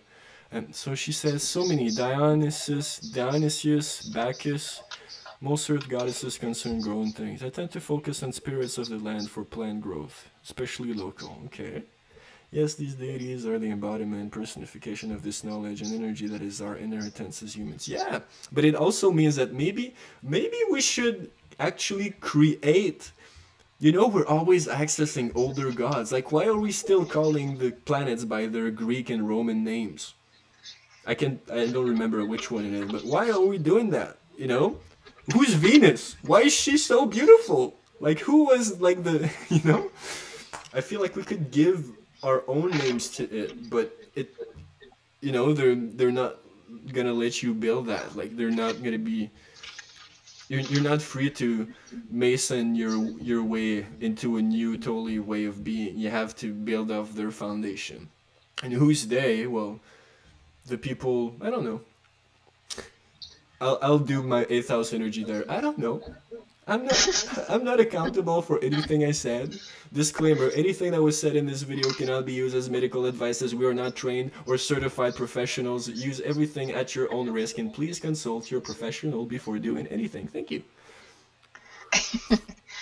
Yeah, and by the way, if anyone's interested, if anyone else has Mercury in the 8th house, we have a group on Facebook. So far it's only me. And me. Yeah, so far it's just the two of us right now, but we do have a group on Facebook it's called Mercury in the 8th. So Milk thistle. Oh, sorry. It's just us starting our little cult. So if you're special and you got Mercury in the 8th like us, well, get in touch. Or Venus in the 8th. We could start. You could start a Venus in the 8th club, and we could have that one too. Yeah. Venus in the 8th is very interesting. It's very interesting. I guess we have to open up our door to new people, because we're only both of us in there, so we have to make our criteria a little bit less harsh, I guess. But it's probably one of the reasons why we both like talking about these subjects all the time, because of course having Mercury in the 8th house, we love these types of subjects and you know, reading about them and studying them and researching them and all of that type of stuff. And I've been trying to get AstroLuv. I keep wanting to call you by your first name. I keep wanting to, which I will mispronounce, and then he will make fun of me because my French is very bad. I keep wanting to get him to look at doing some forensic astrology with me, because of course that's very 8th house, and I am a big true crime nut, and I love forensic astrology. So one of these days we'll do it. Okay, milk thistle, since you wanted to do milk thistle. Milk thistle, I didn't write down a whole lot to tell you about it, but the main thing to know about milk thistle is if you have a liver problem or a gallbladder problem or a drinking problem, you want to have milk thistle. Milk thistle is great for the liver. It can prevent damage to liver. It can repair damage to the liver. And they have done over 400 studies over the course of 40 years, intensive research to prove that this is the case. It is an excellent herb to use for these types of problems. So it can help in cases like cirrhosis, hepatitis, gallstones, fatty liver, gallbladder issues, because most gallbladder issues involve the liver. The doctor won't tell you that. Maybe the doctor doesn't even know that, but most gallbladder issues also involve the liver. Something's going wrong in the liver. Another thing that it's great for is headaches, canker sores, vertigo. This is the one that back in the Middle Ages they used to try and ward off the plague.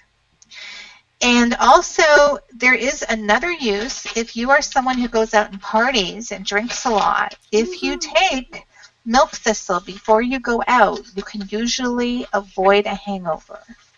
So that is what some people like to have it in the house for too.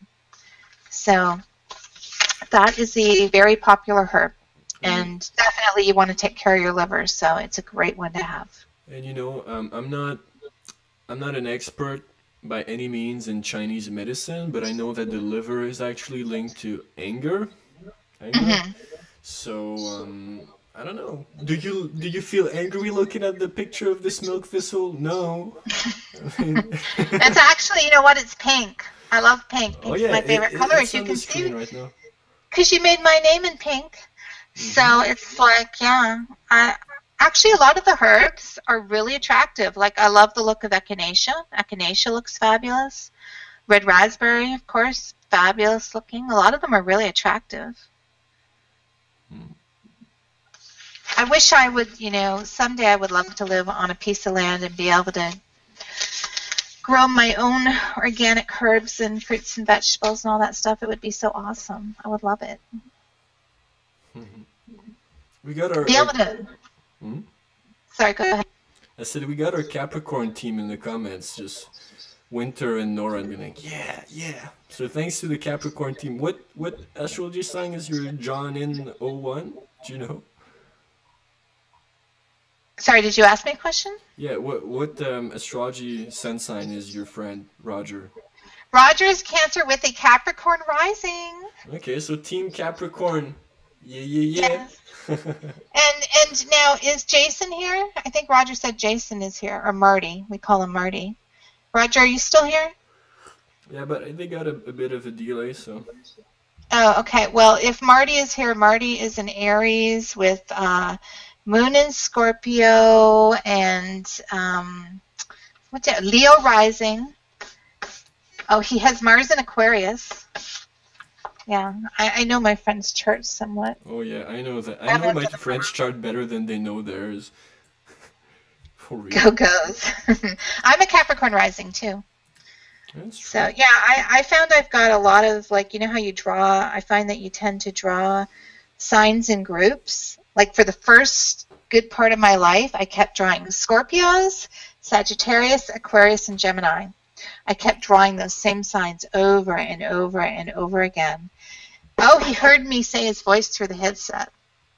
And now and Scorpios. I went through a period of time, I was having a lot of, like, paranormal activity around me, a lot of stuff happening. This was years ago, around the time I got really ill. And I was having people coming out of the woodwork that were involved in all kinds of occultic activities, and I wasn't even out there looking for it. But I kept drawing these people over and over and over again without even meaning to. And it's funny because I went through that for years. And now, instead of drawing Scorpios and these other signs, now I find I'm drawing a lot of Leos and a lot of Gemini energy. Especially like Leos with Gemini energy, like Leo Sun, Gemini Moon, Leo Sun, Gemini Ascendant, Leo Sun, you know, Gemini something or other. It's like I'm getting that a lot lately. And Aries, and I keep meeting Aries now too. So, but I have a lot of Capricorns around me in my guild, so that's interesting. I kind of want to read the chart of the moment as far as this thing goes. So I just put it in the middle of the... I have no idea what I'm going to say. Well, first of all, it is now spring since today, so that's really neat. So it means that kind of like the, you know, the new astrological year has just begun. So this is... Right. So I like that. Happy New Year, everybody. Happy New Year. And from now, well, from now, like, the days will be longer than the nights. At least for us and our... Oh, that's something that I could kind of say. You know, I was reading a birth chart for an Australian woman once. And all my analogies, like, oh, Capricorn is winter. But there, it's summer. So that's kind of weird. So I was gonna, you know, it got me to think also about all the different kind of like house systems. And how everybody kind of like has their own working house system. And really, it's kind of weird. I don't know quite how I feel about that, but my own interpretation of it is that they are different pools of consciousness. Like they've been condensed in different ways, and they probably don't really speak of the same thing. And I think where we kind of get confused is that we think they describe the same thing, but they really do not. Or at least they could be used for different things, you know. So this all house versus house things isn't really. And then when you're making analogies to the seasons, well, I mean, even for people in Australia, right? When the sun is in Capricorn, it is below, from our perspective, our celestial equator. It is at the lowest point, so it still retains some of the same vibration, you know, but it also, it kind of means that for people there, when the sun is at its lowest, it is summer for them. You know, it's kind of like this. I don't quite know what to make out of it, but I feel like it's interesting to mention. Perhaps you can build off on that. Um, and at the same time, you know, not every ascendant lasts for the same amount of time. Like here in the northern hemisphere, you Pisces and Aries, they last for maybe 30, 45 minutes, an hour at most. And Cancer ascendant lasts for 2 hours and a half. So you have way more people with Cancer ascendant than Aries ascendant. But if you're looking at the opposite, at the southern atmosphere, it is the opposite. So we could say that people, you know, on the northern hemisphere and people on the southern, there isn't the same ratio, you know, of signs. So perhaps we could make certain like analogies as far as nations go. You know, here we got a lot of like Cancer energy, so perhaps like we make America great again. You know, we want to nurture the home. And I'm Canadian, but I'm I'm speaking Me from too. We're both Canadian. yeah, I'm speaking for our cousins there, but you know, it's really taking care of like our little Canada, taking care of the states, you know. Whereas down there, perhaps they're more, you know, instead of Aries lasting 45 minutes, as far as the ascendant goes, it lasts for 2 hours and something, you know. So perhaps they're more fighting, they're trying to create a sense of the self as far as like the general energy of the countries goes. Um, but yeah, I kind of got sidetracked there. But yeah, right now, like we've been doing this podcast with the ascendant in Scorpio, so kind of like dealing with like the hidden like mysteries of life, or maybe not the mysteries, but kind of like even when I was talking about like sexual alchemy, so that's really the Martian Plutonic energy of Scorpio and refining it, so that's bringing a certain transformation to it. And Jupiter is in the first also, so it enabled us to expand on things of this nature. And I mean, the ruler of Scorpio, I think it was in the third when we started this podcast, but right now it's in the second. So it's all about the intention of the ascendant, the intention of the energy that is really being displayed first, is really showing kind of like the foundation of things, especially since Mars is in Capricorn. So and the second house is ruled by Jupiter. Oh, this is interesting. So the ruler of the first house, which is Mars, and co-ruled by Neptune, mind you, so it deals with communication too, the third house. But the ruler of the first house is in the second house, and the ruler of the second house is in the first house. So there is kind of like this interesting energetic play between the creating of a certain sense of the self and also like the maintaining of a structure. So I guess just us speaking right now, you can kind of see me in a way, because it's your first time seeing Silk, but you can kind of see me as like reinforcing my foundation here on YouTube. Like second house is also you know, it's ruled by Sagittarian, so it's expanding on higher knowledge. But you can also see us kind of like creating more of a sense of the self, so expanding on right now. And Silk, you were saying like, see, I know my friend's chart, so this is like Jupiter in the first, like and Jupiter is like, I know that, see, I can expand on that. And you were like, I know how to expand on that. And the thing you were expanding on is like the deepness of like the psyche, so that's the Scorpio energy there. And at the same time, you got the third house, which is ruled by Capricorn, so it's a slower, not necessarily slower, but more steadily outplay of the playing of the energy, if you want. And it's really the enabling of a structure, but at the same time there is Pluto in there, so there is this kind of like this wanting to look at the farthest reach of our solar system, you know, and kind of trying to feel the hidden side of things. And at the same time, what I find pleasant also is that the fourth house is ruled by Aquarius, so we can feel at home through Aquarian means, through the internet. Perhaps people can be, I don't know, people are still listening or something. Yeah, still 7 people watching, so people could be feeling perhaps at home, or you know, they feel kind of comfortable being here because the energy of the fourth house of the home is ruled by Aquarius right now. And at the same time, now the fifth house, which was ruled by Pisces when we began the reading, not the reading, but perhaps when we began the reading, because it's just at the beginning of Aries now, but when we began this live stream, it was in Pisces, so we were creating on a certain mutability, a certain psychic energy, kind of like a spiritual, fantastical, whatever. But now it's stepping into Aries, so the ruler of the house of creation is Aries. So you could see just me putting a lot of energy, be like, blah, blah, blah, blah, blah, blah, and kind of like initiating on this vision right now. And at the same time, there is Mercury and Venus playing there in this house. So it's really dealing, initiating on the communicative side of things, relating also because Venus, and it's kind of like expecting a certain opposition perhaps because it's of the Aries energy. But really I see it like a combustion of energy coming quickly.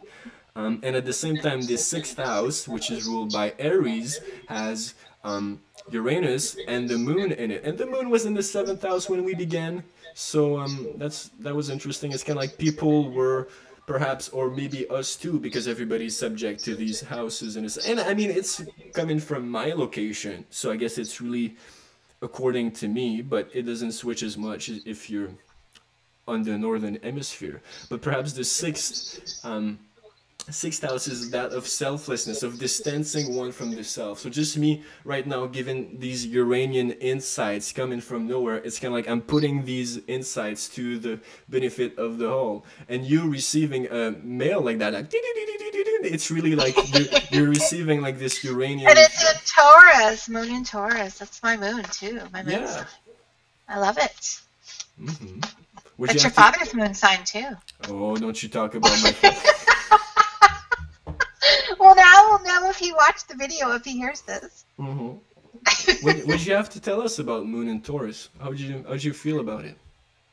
Moon in Taurus, I find that Moon in Taurus is, I like it, but I would say that in the current society we live in, as far as dating goes, it's a difficult moon to have, man. Because it's a moon that, you know, you like safety and security, and you know, you want to feel settled and safe and secure. And, you know, we live in a society where dating is like, people can't step away from the smorgasbord. They can't step away from the buffet. So you never really get to feel very secure or safe in most situations. So it's a difficult one to have, I think, for dating nowadays. And I mean, or even in this society, you know, it's not like, oh, you live like in the country with like your husband, or you got your little family, whatever, how it plays out, and you're just feeling like, okay, this is my life, as long as like the crops are coming in, as long as like I'm part of this little village, I feel secure where I am. There isn't, I know the people in my village and such, but now it's like you're always a little, and perhaps it was always like that, perhaps it's a utopia to think people were having it easier before, but right now you're always like on this little treadmill, like, oh, I'm this little hamster, and at any point, like, the foundation that makes me feel secure could just crumble. Especially because we're stepping into the age of Aquarius. So if you're looking at the solar system and how it relates to the stars in the background, our solar system is in front of Aquarius.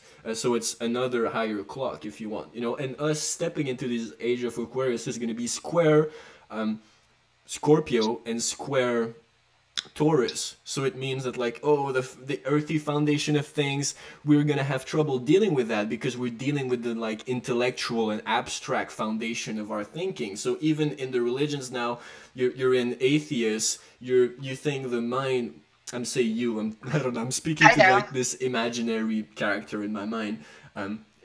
So you see, I'm detaching from who you are, and I'm using the Aquarian energy to attack an image that, you know, you think that like the mind is the God, you know, everything is of the mind, everything deals with communication, magic happens through memes on the internet, and at the same time it's squaring that Scorpio energy that wants to go deeper, wants to feel, but right now we're not feeling. We're using Saturn, so we're looking at the structure of the internet because Saturn rules Aquarius, and we're using Uranus. We're getting these memes that speak to us. You think about something, Facebook displays it to you, and you're not sure if it's because they scan your cookies on your browser or if they're just reading your mind, but it's because your identity, or like the identity of people, is linked to the Aquarian energy now. So they're distancing themselves from it, and it's merging with this electrical reality that the internet is. So you have a certain alter ego online. So your alter ego, you give so much energy every day feeding it, and even the colors on Facebook, Twitter, and such, it's all the blue. It absorbs and it create. You feed. It's kind of like you're sacrificing some of your energy for the sake of this identity. So then you kind of get omens from it, and they come in the form of ads, of random memes coming to you and stuff like that. And where I kind of want to get to with that, being in the age of Aquarius, the opposite. So there is always this exoteric side and this esoteric, you know, exo and ezo. And ezo is kind of like that which is only known to a few, and the exo is that which the mind can see. So you could say that, you know, there is always a mysticism to every religion, but it's not everybody that knows the mystic part. But in Pisces, in the age of Pisces, you know, religion, belief, spirituality, kind of like escapism in a sense, or like, you know, really living the age through the energy of Pisces, the esoteric side to this exoteric Piscean energy. The esoteric side was Virgo, and Virgo was like, you know, things of the mind. So people did, even for ritual spells, they would have all this step-by-step thing. You gotta have this plan with this and that and that, and do it in such a way, you know. And if you're looking at astrology, people were like noting what the effects of the planets were, what it is, what it that, you know. And it was kind of complementing the more spiritual, not necessarily more spiritual, but more kind of like woo energy of the Pisces era, right? But now, if we're looking at the age of Aquarius, the opposite to that, if you want to access the hidden energy right now, everybody's on the internet, everybody's sharing, everybody's breaking the structures of things, especially relating through the use of different tools, because Uranus was discovered with a telescope. You can see it with your eye, like you could see someone you're interacting with on the internet with your eye. You could come to meet him at some point, but just as Uranus, you discover that person or that thing through an instrument. So that's truly kind of like, you know, the Aquarian energy. So that's what people see right now in the forefront. But the hidden energy is the Leo energy. So if you're able to use your sense of self and attach yourself to it up to a point where you shine it all the time steadily, the magic won't necessarily be like Mercury before, where you have to follow a step-by-step ritual. Now it's you playing your charisma, you being creative, you making a show, you making yourself the center of this orbit, you know. So just me right now, using my channel, let's say, in an Aquarian way, where people connect through the Aquarian energy. But when you go there, my Jupiter is in the 5th. So I expand on this sense of creation, you know. So I get a certain energy feedback from that. I create an orb like that, and that's kind of like the hidden side of things. If you're able to be playful, creative, if you're able to see like the Aquarian energy that calls you to detach yourself from your own identity, so that you could really understand the mind and play with things of such a realm, yet you're creating out of your sense of self in a Leo way, where you're kind of like roaring, you know, when you're not afraid to display your juice, your fire, you're not afraid to coordinate people together, then you're going to access the esoteric realm, which is only available to those few who delve into the initiatory practices or who initiate themselves in the mysteries. So yeah, that's it. So I mean, it's been 2 hours and 3 minutes now. Do you have anything else to say? I feel like I need to take No, I think I've pretty much covered what I was going to cover. Well, that's cool.